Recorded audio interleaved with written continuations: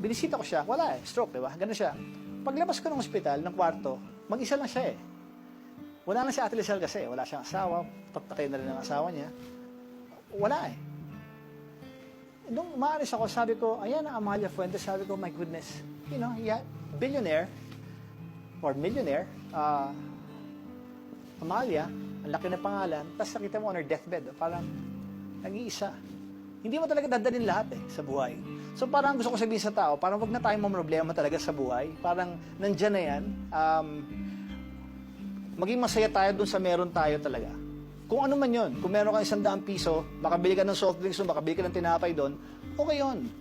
May pamasahe ka, may trabaho ka, may konting kita ka, ayos yun. Kasi hindi naman pera lahat eh. Minsan kailangan natin, mga mahal natin sa buhay, kasama natin, hindi naman, di siya, nagkakasala rin tayo, pero nagsisisi tayo, pinagsisisihan natin lahat yun.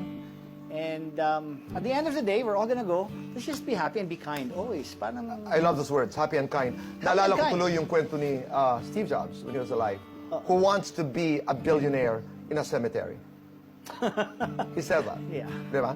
Wala eh. Maraming masarap, hindi ko sinasabing hindi na masamang mga, lahat tayo may mga pangarap. We want more, always. And we want the best for our family. Always may ganyan. Kaya alam, minsan pag hindi natin makuha, okay lang.